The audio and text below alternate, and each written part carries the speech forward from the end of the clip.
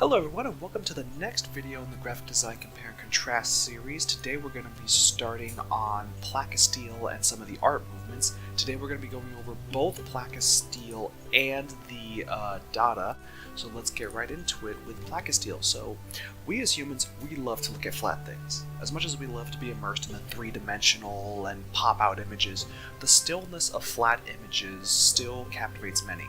So at the turn of the 20th century, a new movement would blossom, sparking a wildfire of design trends across advertising, some members of which we nurture today. So the Plakatstil movement, or poster style in German, was an artistic and graphic movement for advertisement design. Some key features of the Plakatstil movement were the use of solid color backgrounds and one major illustration, followed by large and prominent text for the ad. These three simple objects comprised the entirety of a Plakatstil piece. While initially it doesn't seem that interesting up front, what made the movement catch fire was the overuse of Art Nouveau's eccentric and detailed style before.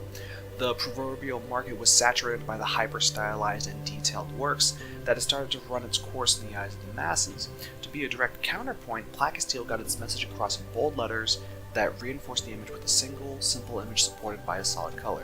So the movement that had started before this was Art Nouveau, which is sort of new art, return to very dramatic and very complex, intricate art pieces. However, it would be, as I stated before, it saturated the market a lot, so this really started to, well, be different and break the mold a bit. So how does this affect us today? Well, in two regards. First, we are continually taught in school that simple is hard, and that we need to work hard to achieve a simple look. The question then follows, why? Why do we want or strive for simple designs? We're taught that the answer is that simple designs convey our message in a more efficient manner. Then we can ask again, why does a simple design convey a message faster? I believe that a simple message requires less of active engagement of our mind in order to be understood and accepted. Of course, some pieces may want more engagement for our minds than others, but if the purpose of our designs were for advertising, which means we must tend to the common folk.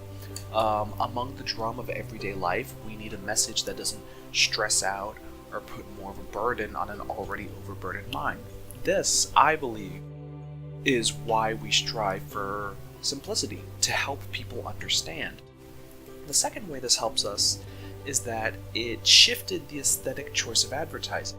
So ever since the Plakatstil movement, the desire for simple designs really increased. People couldn't get enough of looking at and wanting simple designs. While now in the modern day there are people who love all different kinds, from super complex to super simple, we always gravitate towards going with simpler designs, mostly because it's easier for us to make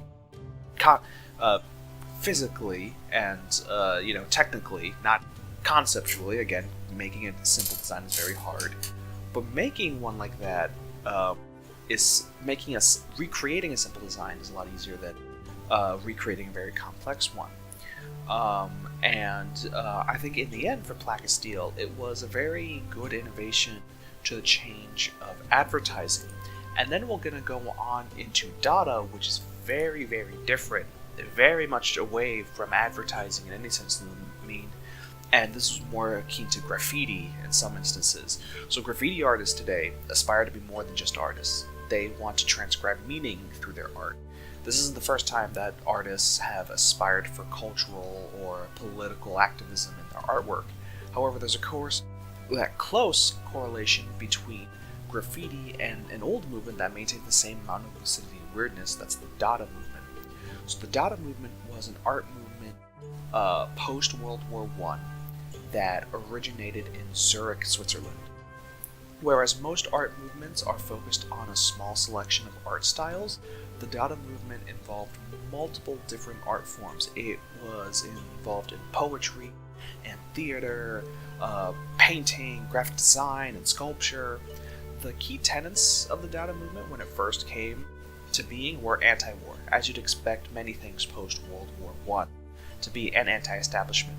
In many regards, it's very similar to the hippie movement of the 70s post-Vietnam War. The practitioners of DADA used highly surreal and bizarre imagery and form to express the inner emotion and turmoil of the human condition after the atrocities of the First World War. Whereas the majority of art was made to be visually appealing, Dada artists made pieces visually chaotic or offensive in order to make a statement on bourgeoisie art and standards. Some of these examples include a sawed urinal as an art piece. Overall, they tried to upend what they perceived as structured art, even to the point of disliking themselves. When Dada started becoming mainstream, they started saying Dada is anti-Dada. Now, today, these motives and inspirations are still present in the graffiti artist movement. So, an example being a street artist named Banksy. This person is a huge influencer in stencil art and such. His art evokes a huge moral and ethical responses from people, both positive and negative. So Banksy was invited to Sarasota a few years back for a event. This was a street art event where people could give up their buildings, or businesses would give up their buildings and walls, so that way for the street art, graffiti artists could come in and spray paint and the art could be kept up for a few days or so, and the business could remove it after a while, but it was meant just as a simple festival. So the work that he did became very controversial. He had spray painted a person's hands in a particular pose on a building that many people loved it because it symbolized unity. Other people hated it because they thought of gang violence.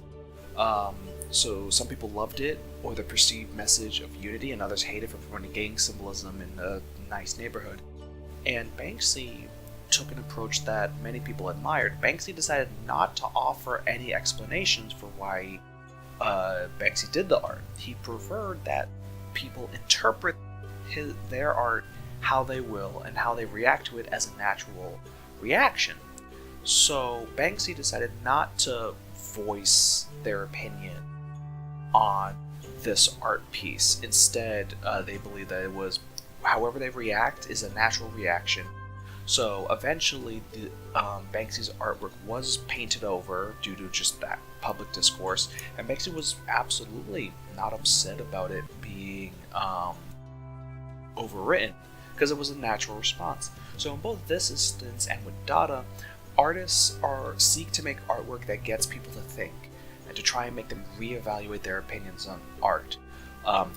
This is really sort of a very huge opposite to the Plakatstil, because Plakatstil was made as a way to get away from overly complex meaning and just to give out simple designs, whereas Dada was all about in-your-face, crazy, chaotic, rethink what you think about art. And so that will be, this was this lecture. From here on, I'm probably going to be including 2 parts together, unless there is one part that is particularly long, in which case it'll get its own video. But I'm going to try and put these art movements together. I hope you all had a good day. I'll see you next time.